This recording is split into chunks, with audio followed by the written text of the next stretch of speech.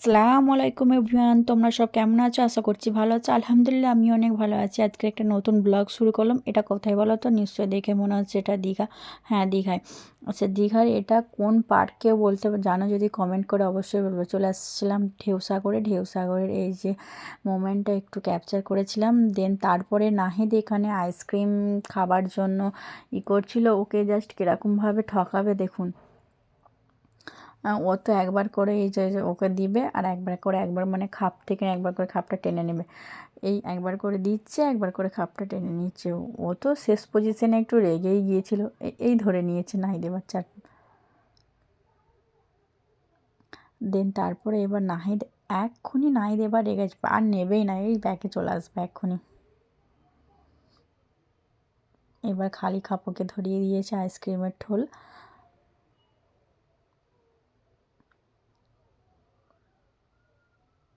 নাহিদের সঙ্গে আবার হ্যান্ডস আপ করছে। এই এবার এবার নাহিদ এই রাগ হয়ে গেছে নাহিদের। এবার নাহিদ রেগেতে এই ব্যাকে ফিরে পড়বে। এই রেগে গেছে টিস্যু পেপার ফেলে দিল। ফেলে দেওয়ার পর দিন তারপরে এতে নাহিদের এই রাগ হয়ে যায়। নাহিদ এক্ষুনি চলে আসবে। নাহিদের লাস্টকালে দেখছে না, নাহিদ দেখছে না আইসক্রিমের ঠোলটায় তো আইসক্রিমই নেই। দিন তারপরে আবার নাহিদ গেল নাহিদের আইসক্রিমটা নিয়ে আসতে। তারপরে নাহিদ এখানে আইসক্রিমটা নিয়ে টুকটুক করে বেশ দাঁড়িয়ে দাঁড়িয়ে খাচ্ছে। এটা ঢেউসাগরের সেই লাস্ট পয়েন্টটা যেখানটা আছে, সেখানে নাহিদ এখানে আইসক্রিমটা ঘুরে ঘুরে দেখছে চারিদিকটা আর খাচ্ছে। এখানে রাস্তার কিছু ফুটেজ নিয়েছিলাম, বেশ ভালোই লাগছিল। নেক্সট মর্নিংয়েতে আমরা চলে গিয়েছিলাম মোহনাতে এসে নাহিদের এখানে জাস্ট এক একটা ফুটেজগুলো দেখুন। ও যে ঢেউগুলো আসছে এতটা এনজয় করেছিল ঢেউগুলোকে, মানে অসাধারণ। এই ঢেউ আসছে, এই প্যান্ট তুলে ছোটার সিন একবার দেখুন। এই প্যান্ট তুলে দৌড়, যাতে মা আমাকে না রাগারাগি করে প্যান্ট ভিজে গেলে। ও খুব এনজয় করেছিল।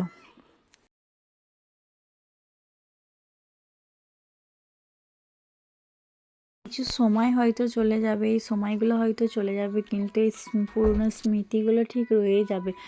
হ্যাঁ, এই ফুটেজগুলো জাস্ট এক একটা অসাধারণ। ওর লাইফে হয়তো এই এনজয়গুলোও হয়তো মিস করবে, ওর হয়তো মনে থাকবে না, কিন্তু আমাদের তো ঠিক মনে থাকবে। এই এই এই এই এই মানে ও তো প্রচণ্ড হারে এনজয় করেছিল।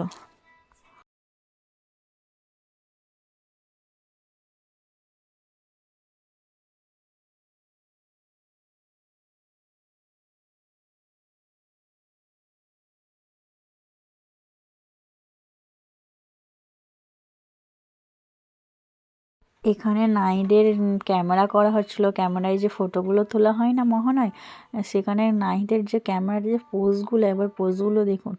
হ্যাঁ, এত অ্যাক্টিং করে পোজ দিয়েছিল, জাস্ট খুব ভালো লাগছিল পোজগুলো। এখানে নাহিদ বালির চরে বসে বসে বালি নিয়ে বেশ কিছুক্ষণ খেলা করছিল। হ্যাঁ, বেশ ওর তো বেশ ভালো লাগছিল, সব কিছুটাই বেশ খুব আনন্দ হচ্ছে। সারাদিনের মানে সমুদ্রের মধ্যে থাকা হচ্ছে, তো বেশ ভালো লাগছে। এই বালিগুলোকে নিয়ে এই ঘাটাঘাটি করছে। এই যে আবার চাপড়াচ্ছে, এই পোজ দিতে বলছে ফটোগ্রাফার। এই ঢেউ এসে এই পেছন ভিজিয়ে দিয়েছে নাহিদের। পোজ দিতে গিয়ে নাহিদের প্যান্টই ভিজে গেল।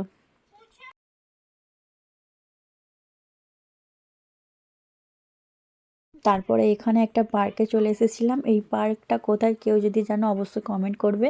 আম্রবর্তী পার্ক এটা। এটা হচ্ছে আম্রবর্তী পার্কে আমরা চলে এসেছিলাম।